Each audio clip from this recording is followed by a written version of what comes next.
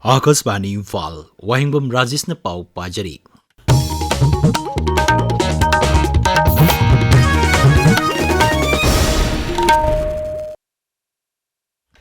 Manipur State Transport ki paumishing na tongba bus amay Imphal East ki Gwaltabi checkpost manakta security force na athing ba pirakibigi thokdok adugi matangda tizinaba inquiry committee ama semkre. Rajya ki Chief Secretary PK Singh na Sahi tawduna thadokpa cherol amada inquiry committee asida Rajya ki Home Commissioner N Ashok Kumar amasung IT ki Secretary TH Kiran Kumar Singh yauri. Cherol dun hai thokiba thokdok adu kari ahoba amasung asoiba laikibage haibadu thijinbaga loinana asiguma thokdok matungda amuk thoktanaba yengsingani. Committee ki report nimit 15 ki matungda pikhatkani hari. Mga suba Sirili Festival ki pau khomba chatpa paumishing na tongba Manipur State Transport ki bus pu mafam kayada check tawba amasung Gwaltabida security force na bus aduda thariba Manipur haiba wahidu lokthoknaba hairakkiba wafam amasung madugi makha tarakpada paumishing pau khomdana Imphal da halakibagi thawong adubu Lok Sabha Sadasya Dr. Angomcha Bimol Akoijamna kanna yaningdaba phongdorokli. Rajapal Ajay Kumar Balada iba chithi amada Dr. Bimol Akoijam na hai khongsat adu paumi sing na pau khom na bagidamak Rajagi DIPR na sinbani. Thong asi sangbidangi wangmada oibata natana security force na asigumba thong asi chathabagi hak laite. Maramaduna asigumba thong asi karamna thokibano haibadu khudakta thigatuna maduda chenabasing dandi pinaba mahakna dabi tawri. Amaromda Sirili Festival ga mari lenana Gwaltabida thokiba thokdoki matangda CPI Manipur State Council na haksin na lawbaga loinana thokdok wathok asida chenariba sing matik chaba aingge ba thabak lokhatnaba dabi tawri.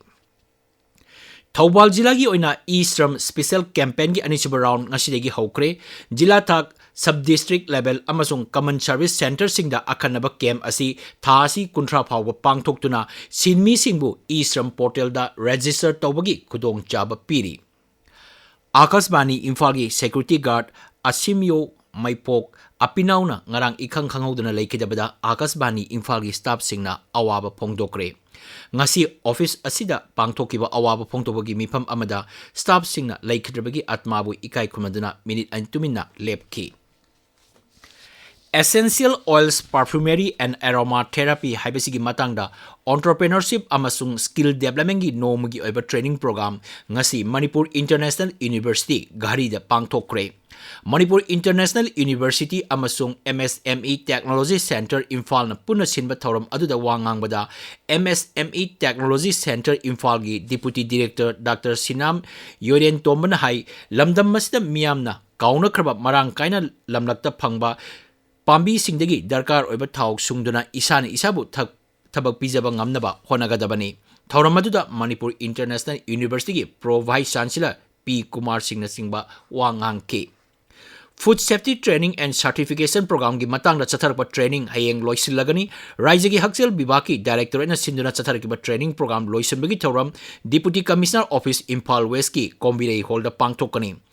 Pasaina haudokiba training program asigi pandamdi leibak sinba thungbuda leiriba food business operators sing amasung makoigi staff singbu food safety gi matangda hena khanghanabani. Khan nongchuptigi haurupa kumgi nong handak chahigi oina nganna yaurak haina Indian Meteorological Bibhag na hari. Bibhag asin hai kumgi nong lagliba numit humni marini asida Kerala da yaurak lagani. Chahigi oina Khan nongchuptigi haurupa kumgi nong asi June gi ahanba chayol da yaurak pani kumgi nong asi Kerala da mangjaunana yaurak lagani. Akasbani News ka akhanana wari sanabada Indian Met Bibhag ki Baigyanik Naresh Kumar na hai Khan nongchuptagi haurupa kumgi nong Bengal amasung awang nongpok lamdamda lagliba numit kharani asida yaurak lagani. Maragasida Maharashtra, Kerala, Goa amasung Karnataki samudra khongban singda nong kana chure nongpok Bharat ki mafam kyada asaba nungsit sitli. Pradhan Mantri Narendra Modi na hayeng Telangana da amuk na hauna na semdoklaba railway station ahum hagdokani virtual oina hagdokadraba railway station sing asigi manungda nupi ngaktana chalaiba railway station ama yauri. South Central Railway gi Chief Public Relation Officer hai nupi ngaktana chalaigadaba Begumpet da laiba SCR station gal loinana Karimnagar amasung Warangal station asi lupa koti kunmanga changna nauna sengatpani. Masida passenger sigi kudong sana bagidamak matamga chunarba machak matum sing yaubata natana lamdam adugi kala sanskriti gi saktam singchu utli. Paulo Jare.